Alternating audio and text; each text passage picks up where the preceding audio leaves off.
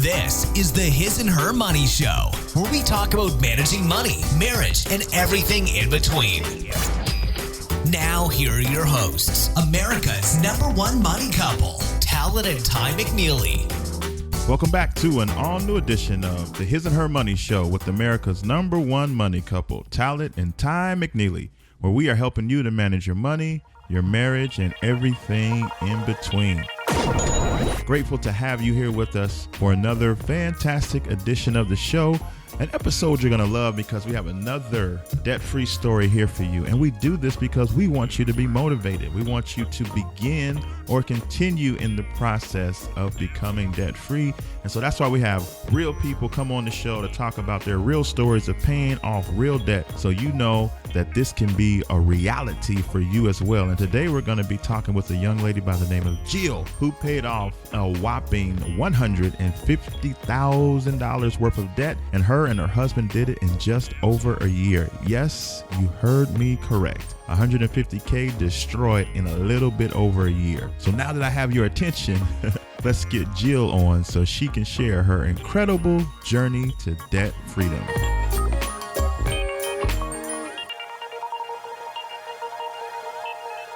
Hey, Jill, welcome to the His and Her Money Show. Hello, Jill. Hey, thank you guys so much for having me. This is incredible. We are super glad to have you here because you've done something that a lot of people are striving to do, and you have paid off a bunch of debt, and we're super happy that you're here to share your story with everybody. But before we start diving into your incredible journey, can you take a moment and introduce yourself to everybody and let them know what you're all about? Yeah, absolutely. So my name's Jill. I wear a lot of different hats. So I'm an office coordinator. I'm a wedding and portrait photographer. My husband and I are also part of a church plant team. So we've got a lot going on here in Kansas City, Missouri. Awesome. So let's talk about the debt that you guys were in. How much debt was it? What type of debt was it? And how long did it take you guys to pay it off? So we had about $150,000 in debt, and we paid it off in 1 year and 2 months. I wrote it down, so I made sure I could tell it accurately.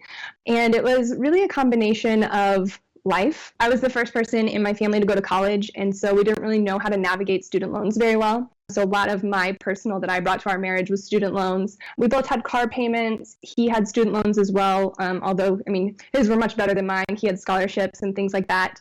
And then a few months before we got married, we actually decided to buy a house. And the point of it was to actually help us save money because we were spending so much renting. But since we were first-time home buyers, we didn't have a great down payment, and we really got in over our heads. You said $150,000 in a little over a year? Yeah, so the real number is $149,415.67 in about a year and 2 months. Really, it was 430 days. That's kind of like our benchmark. Yeah, so I would say you attacked it pretty hard. My goodness. $150,000 in 430 days is amazing. Absolutely amazing. So when you all got married and you all somehow came to a decision that this was a goal that you wanted to pursue, talk to us about what made you guys move in this direction. I'm sure a lot of the people that you graduated college with, friends, family, have student loans, and student loans nowadays is kind of just, for a lot of people, a typical thing, like not abnormal. Why was it something that you all felt that you wanted to rid yourselves of, like right up front as soon as you all got together? Yeah, so like you said, student loans are kind of just the norm. It's just like, everyone has them, like we'll get to them whenever we get to them. We were very fortunate to be a part of a small group with our church who was going through the Financial Peace University class by Dave Ramsey. And some of our friends were actually leading it, and they had just really completed the whole process. And what was so cool, they're a little bit older than us, and they have 2 young girls, but they were debt-free, and they were building a house from scratch. He's a very talented contractor, but the thing that resonated with us was like they were building it as they could afford it. So as they could afford the floors, they would put in the floors or the cabinets or so on. And so they built an entire house debt-free. And, we were so inspired by that and by them leading our group. And during our group, Cory and I, my husband, actually had the majority of our group debt. And I think that kind of was like, oh my gosh, look at all of our friends. What has clicked with them that we haven't gotten yet? And, what's the difference? And how can we get there? Because we wanted to be like that. We wanted to be able to inspire others and, who knows, build a house one day out of nothing. That's really what was like the pivotal point in us, is that small group and just being led and inspired by our friends. Okay. Yeah. So now that you all made a decision, you said that, you know what, we should do something. We should get out of debt. We should make this a goal. Like, when you all first made up your mind, was a year the target? Like, did you all think that you could? I mean, because $150,000 is nothing to sneeze at. So was the goal 1 year, or what did you guys project this to be like, this journey? Really, we had projected it to be a longer venture, you know, closer to 2 or 3 years. We were very fortunate, and we were able to sell our home and downsize. And I'm sure a lot of people will think the majority of our debt came from that, but it actually didn't. We bought a condo as a house, and it was really only about 46% of our overarching debt amount. So we had quite a bit in other things that we needed to pay off first, but our selling the house, which we really only did in March, was kind of almost the last, like, nail in the coffin, if you will. So it should have been a longer journey for us. We just kind of found loopholes and did things differently that aren't really popular that helped us kind of accelerate the process. How emotional was that for you? This was your first home, something that the first thing that you all did financially together. A lot of people, they don't have that type of intensity to say that I'm so serious about getting out of debt that I'm willing to sell my home. How emotional of a decision was that, or was it? It was extremely emotional, and way so more for me than my husband, because we downsized, which also isn't very popular. And so going from like our first home, where we had these memories, where we started our marriage, we started everything right there, just to sell that and go to a 1-bedroom apartment downtown and things, that was really hard. We had to kind of purge a lot of our belongings. But at this point in our debt attacking, we had already kind of been addicted to that feeling of like paying things off, that just as much as it was hard, it was so exhilarating. Like, I could not wait to sign those papers and be like, hey, we are done with this, because there is something more and better for us in the future because of the journey that we've been through. So it was just like the first stepping stone that we'll have in our life, and we'll always be thankful for that first little condo. Just, it was hard, but it was very exciting to let it go. So talk about that experience a little bit more, because a lot of people that are probably listening, they probably do have a mortgage, right? And that probably is the largest debt that they owe. But there are some people that said, you know what, I think that we're just going to pay off the mortgage. How did you guys make that decision of, no, we would rather sell it opposed to just putting that in with your debt payoff? What was the mindset behind that? Honestly, like I said, we didn't put down a great down payment. It's not that we were in a bad mortgage. We just weren't in a great mortgage. It was a 30-year loan kind of thing. So we would have been in it for a long time. And we were so motivated to just get this thing done that we didn't really want to waste any more time with, you know, making these payments. And yeah, we could have made the payments larger and maybe eventually paid it all the way down and maybe owned it. But that just wasn't our long-term goal, because we knew it wasn't our forever home. So we were more focused on like what is better for our future than what is going to make us feel good right now. Now, before you paid or sold the home, you said that you guys had this vibe where you were so addicted to getting out of debt because you guys were experiencing wins. Talk about some of these strategies that you all put into place in order to knock out such an extreme amount of debt. I'm sure it involved reducing expenses as well as maybe even increasing income. So help us understand the game plan that you attack this with. Yeah. So after we kind of went through the Financial Peace University, we learned how to budget. We learned what a budget was, what that needs to look like, and things like that. So we sat down, we crunched all the numbers, and we said, it's going to be hard, but we can actually live on one income. Now, my husband and I don't have like incredibly awesome jobs, you know, like we're not making a ton of money. We're still pretty young in our careers and things. Yeah, you know, together we don't even gross 100,000. But we looked at everything and we said, we can do this. And so that was the first thing that we implemented was 1, creating a budget that we could live on. 2, learning to live off of one income. So everything that I made for the past, year and so that we were doing the debt-free journey, everything I made would go 1 to attacking the debt or into savings. And everything that he made, that was what we lived off of. In the beginning also is whenever I really started getting into photography. And that's been a very lucrative thing for me as well. And so once I kind of figured out like, hey, I am so passionate about this creative outlet and I can actually make some money at it, that was a really big push too. It's just like, I can work a full-time job, he can work a full-time job, and I can do this on the side. We don't have any children or anything that would prevent us from like making or taking more time to make more money, so why not do it? So it was kind of a combination of those things. So, living off the one income, learning how to budget correctly, taking on a second job, if you will. And then also, instead of doing like a traditional debt snowball where you would pay off a debt and then put that payment towards another debt, we would kind of reward ourselves and keep that money to keep us motivated, because it was just like these small victories that we could have back, and that money could allow us to have, like 2 extra date nights a month or something. And those were the things that kept us going versus like, oh, that was really great, but now it's going somewhere else. So that was a big thing for us too. How did you get the word out? Because you had the idea like, hey, I'm pretty good at photography. Maybe I can make some money out of this. How did you get the word out that you were available to do photography work? And how did you start to turn this side hustle into a revenue stream for your debt payoff journey? Honestly, all social media. Instagram has been an incredible tool. You guys, we connected on Instagram. That's been my main hustle, if you will. I really didn't even get a website just until a few months ago, because everything just started happening so quickly, and I had friends and family that were incredible, just like, hey, come take our pictures, and then they would share it with their friends. And social media has been a huge player in that.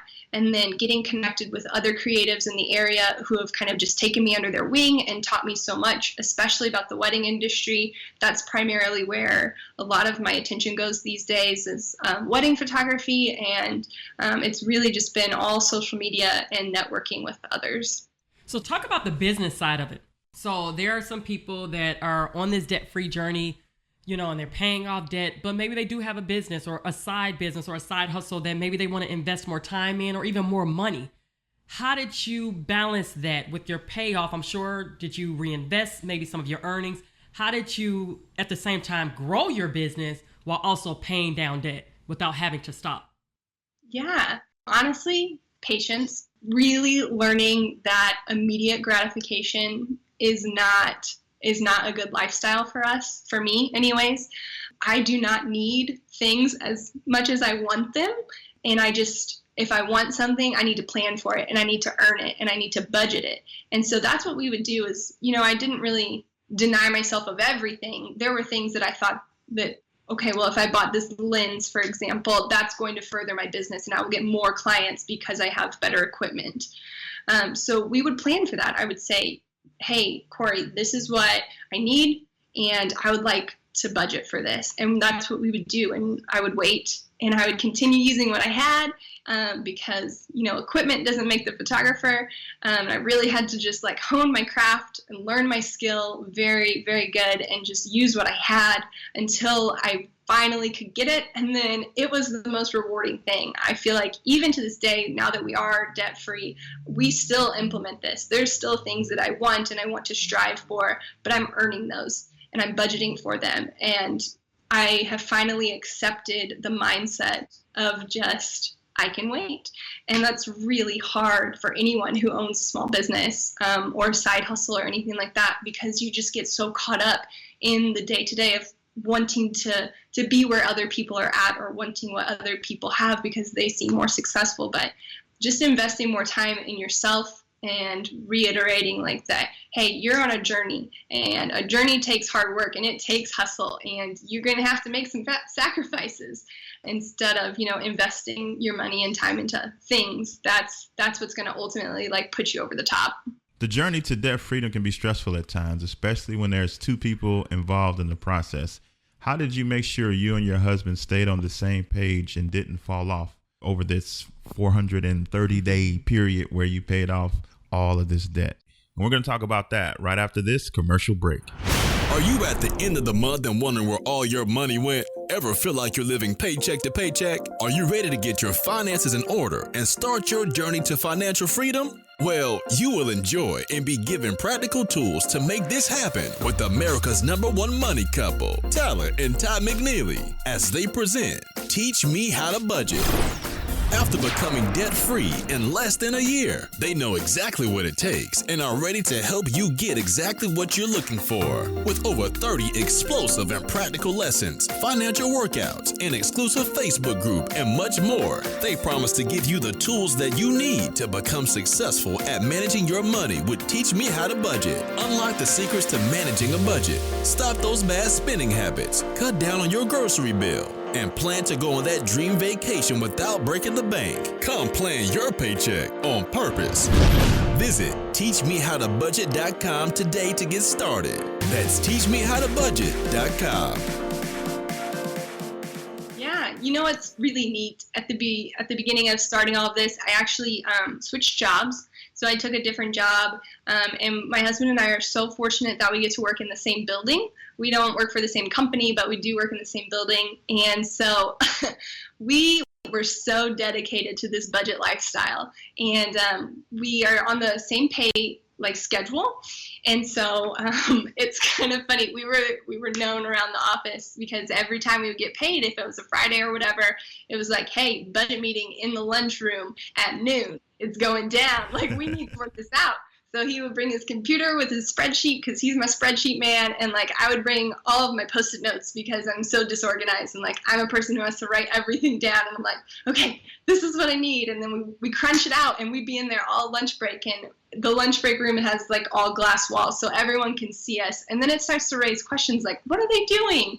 And that's what we were known for. And really, it was just so much about communication, him learning to let me be a part of our finances because I wasn't prior. I was just flighty and great, we have money, it sounds perfect, bills are getting paid, but letting me be a part of it, and then me actually showing up and actually being a part of it, not just just being there, but actually being intentional with the time that we had to communicate about these things and just being on the same page. And yeah, we had arguments and disagreements, but it ultimately communication was the biggest thing that we gained, and it's the biggest thing that's the biggest success to me as well. Now, did you guys have any obstacles that you all had to overcome during this journey? Were there any times where maybe you all had to get something fixed, or maybe you had to readjust some things? Any obstacles? I don't know if we had really any big obstacles. There were always obstacles. I mean, we would run that budget to the very last cent sometimes. It would come down to dollars and cents. No way you're going through Taco Bell tonight because it's just not going to cut it. And we didn't allow ourselves to dip into our kind of emergency fund. And so I can't say that we had any huge obstacles. Nothing broke. No, our cars didn't break down, thankfully. The AC never went out in our house or anything like that. But we did, I think more of our obstacles were just telling ourselves hey, we can't do that right now. Or hey, we can't be a part of that because our lifestyle isn't going to allow for that right now. So I think the day-to-day obstacles were more part of our journey than big ones. So Jill, you're a photographer and you use social media. So you know how to make things look beautiful, right? But so do other people. Right. Yeah. And sometimes we look on social media and we see beautiful things that other people have, and it can become a distraction, especially when you're trying your best to stay focused and be disciplined and make sure that you're draining, that debt load and it's coming down. But sometimes when you see those pretty pictures, you get a little maybe I want to do that, or maybe I want to buy that. How did you all keep yourselves from becoming distracted by what was going on, maybe with friends, and maybe they were buying new homes, or maybe they were taking trips? How did you guys block that out and stay focused? This is something that I really struggle with. Thankfully, my husband, he's not super active on social media. He's just so grounded in what he knows to be himself. And I'm at times even envious of that, because I know that I struggle so hard, because I'm the one who's scrolling Instagram and just seeing everyone like traveling around the world, and they have like all of these trendy little homes and things and all these clothes, and that's the thing that I struggle with the most. And it was a hard learning curve for me to learn. I wrote about it in the blog that I wrote, just how I had to retrain myself to think not so much about like a treat yourself world, just because it's such a popular saying, but actually just denying yourself. And that's hard and it hurts. But I'm so much more grateful for the things that I have now and for the time that we went through all of this, because this is living now. And if we hadn't gone through that, I mean, maybe I could have posted some pretty pictures, but I don't think it would have been real. And that would have been even harder, to just continue living down the path that we were doomed to be on. So it was a short-term, just really hard stretch, but we're out of it already. And it feels 10 times better than maybe that outfit would have felt, or that trip would have felt, or that home would have looked. The future is just so bright for us now, because we decided like we're going to struggle and it's going to be okay. So talk about that day when you guys no longer had to struggle and you all paid off your very last debt payment. What was that like? It's hard to put into words, honestly. It was nothing like extravagant. There was no champagne pop. There were no confetti cans like going off. It was just us with our 2 dogs. We were sitting on the couch, and the last thing that we needed to pay off was actually my student loans. So we already had both of our cars paid off, we had his student loans paid off, and we had our house paid off. So we were living in our new 1-bedroom little tiny apartment. It's actually in an old elementary school, so we're just in our little tiny place, and we're sitting on our couch, and it was, I think, just like a Tuesday. It was like after work, we're sitting there with the laptop. Dinner is on the stove, nothing extravagant by any means. And I'm looking at this federal student loan page, and I'm looking at it. And it wasn't so much like the number that I was looking at, but I think it was just a culmination of everything that this meant. Like when I hit that button, all of these things that we've struggled for, all the things we've worked so hard for, all the things we've said no to, like it all ends right here. And we're just sitting there, and we hit it together, and I break into tears, and I am emotional anyways. And Cory laughs, and like he always does, he's got such a great attitude. And he's like, babe, why are you crying? And I'm like, these are happy tears. And we just sat in that moment, and we probably ate our hot dogs and, macaroni and cheese. I don't remember. But that was a feeling that I will never lose. Just everything building up to that moment and it being done, and just what it meant and now what it means for our future. It's hard to explain. Yeah. Yeah, I can almost feel the moment, we know how that feels as well, and it's almost indescribable, but just to see the pure emotion behind it, and it's something that you want everybody to feel. Like if you could feel what I'm feeling right now, just know that it won't be in vain. Like you said, all the no's and all the we can't, or all the sacrifices, it was all worth it for that moment. And that was so powerful. It was almost like I could feel it, right? Like almost like I was sitting there. What you call eating macaroni and hot dogs. Yes, listen. Yeah. But I mean, I love that. Talk about your dreams now. Now that you all paid off your debt. I'm sure that you all are still having the meetings, the budget meetings. In the lunchroom. Yeah, in the lunchroom. But now you guys get to dream almost bigger now. You get to say, okay, what you want to do with your money. What are you guys doing now? So, yeah, we're still budgeting. We're still meeting. They look a little different now. The spreadsheet doesn't have as many columns, but we're just living. And small things look so differently now. Just even going to the grocery store looks different for us. There's been little things, like I didn't grow up with money. I didn't come from money. So even when we take trips, the fact that we don't have to really worry, that's a feeling that I don't know that I can explain. And now, I mean, yes, we're living in a small apartment, but we're continuing to save, and we have goals for that savings, and we hope to buy another house someday whenever that comes. We're really big into traveling. We love to travel, and we're actually taking a celebratory trip here at the end of August. Cory surprised me. He's taking me to Italy for a week, and that's our big, like, hey, we did it. And we're gonna go stuff our faces full of pizza and take some selfies in front of the Coliseum, you know? Like we're gonna go celebrate because we worked really hard for this. And I think another big dream for both of us is just to really invest in like what we see as important. So the church that we're helping to plant, different community organizations, invest in people.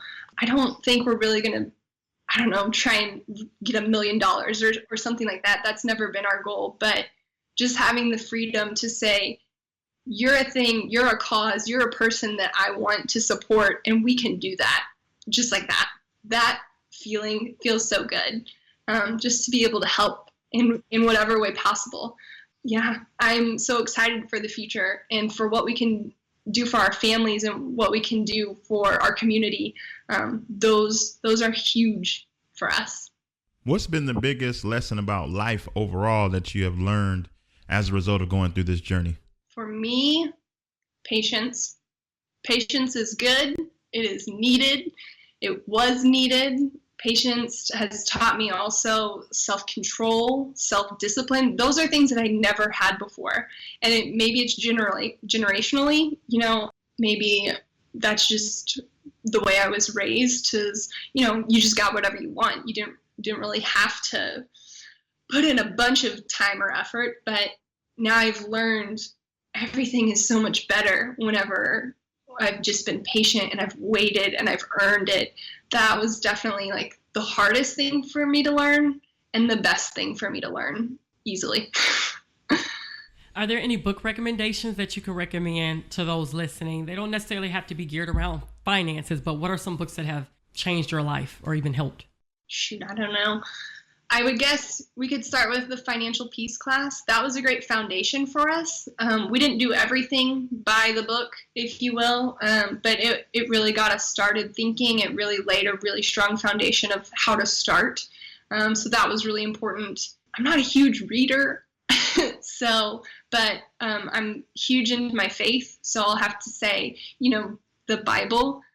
That seems really cliche, but biblically speaking, there was a lot of things that backed our journey, just like learning how to be better stewards of our money and learning how to be better disciples. And there's so much in the text that'll teach you, like, this is the way that you're supposed to live because it is so, and it's just so easy if we would just like learn and just read it and just do it. I've, grown up hearing those things in church and whatnot, but actually applying them to my life and then rereading them now, it's just like, oh my gosh, yes. Why haven't I been doing this all along? So, yeah. Awesome. Now, Jill, if there's somebody who may be listening who loves your story and really is happy for you and your husband, but they're not sure if they have what it takes to do what you all did. They're not sure if they have discipline or they have the resources or they have the skills to create a side income. They don't have what it takes to get out of debt. What words of encouragement would you offer to that person? Yeah. So like I said, I will be the first to tell you that I didn't come for money. I wasn't given like a get out of jail free card or a advance to go and collect $200 kind of card. Nothing was easy. I came from a really kind of like money troubled past. And so just to say that I'm here now, that I hope that that's a testament to somebody because someone can relate to that. And I will also say that, man, I have never been called out to any water past where I was uncomfortable that Christ hasn't met me. And he absolutely called both of our hearts like, hey, this is what you guys need to be doing. And we said, yes, okay, we're going to do it. And he met us there. And the next thing he said was, you're going to continue doing it. And then once we finished, he said, Jill, you're going to tell people about this. And this is not my strong suit. I am not a public speaker. This is why I stay behind the camera. I'm nervous to even talk to you guys. And you guys are the sweetest people on earth. Like, I was talking to a friend today and I said, oh my gosh, I can't believe I'm doing this. I kind of forgot that it was happening. Everyone's going to see this. And I'm going to break out in red splotches because I get nervous. And she said, Jill, even when you are so weak, this is when he is so strong. Mm-hmm. And she could not have been more right. Yes. Like, even in our weakest financial moments, he was a strength for us. And he didn't lead us into any, crazy water. He didn't give us any huge obstacles to overcome. And if he would have, like, he would have been there and he would have provided.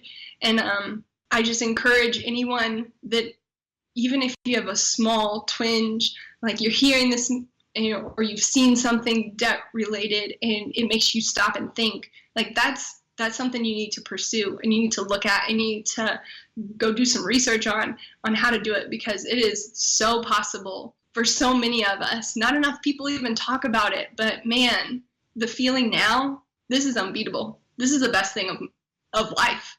This is living, finally. So my hope for anyone listening is just that, hey, hang your hat on us and we'll encourage you, because we don't have a sexy story by any means. Like, we're no one special, but we're here and you can too. This has been super inspirational, Jill. Thank you so much for taking time and fighting back the nerves and coming on our show and sharing your experience with the audience today. Yes, thank you. And is there any resources, or did you want anybody to be able to find you online, your photography? Where can they check you out at? Yeah, absolutely. So you guys can go to my website. And like I said, I've written a blog, and it really goes into more details about Cory and I's journey, and it really breaks down some of the key things that we've done. It's in a 5-part series. It's called Ramen Noodles Aren't So Bad. But my website is just Jill Karen, so JILLCAREN.com, or I'm Jill Stuefer on Instagram, and there's a link in my bio, and feel free to check it out. Send me a DM, send me any questions. We're open books, both my husband and I are. We feel so called to speak about this, and that we've been put through this whole transformation for a reason, and we love speaking about it. Sometimes we can't stop speaking about it. Like him and I both, it's kind of crazy. So yeah, find us, connect with us. We're happy to be alongside with anyone. Awesome. We'll make sure we put the links in the show notes. That's right. $150,000 paid off in 430 days. Awesome. Congratulations, Congrats, Jill. you guys. There you have it, another shining example of debt freedom. You can just hear the peace in her voice as she described what it felt like to win and be on the other side of that mountain of debt. And guess what? The same feeling of euphoria that Jill and her husband Cory have experienced, it's the same feeling that you can experience in your own lives by being as dedicated and as serious and as focused on the goal as they were. She came on, she fought back nerves, and she wanted to share her story with you so that you could be motivated enough not to just hear her story, but create a story of debt freedom for yourself. So that's our hope for you as well. Let's get moving, or let's continue pressing toward the mark of becoming debt free. Well, that does it for this episode of the His and Her Money Show. Don't forget that you can always keep up with us over at our website, www.hisandhermoney.com. Do us a favor, share this episode. And if you share it on social media, be sure to tag us so that we can show you love for sharing this with your people. We appreciate you in advance. Here it is. No matter where you are on the road to financial freedom, the key is to start now and finish strong. Thanks for tuning in to the His and Her Money Show. For more information on how to win with your finances, be sure to visit www.hisandhermoney.com.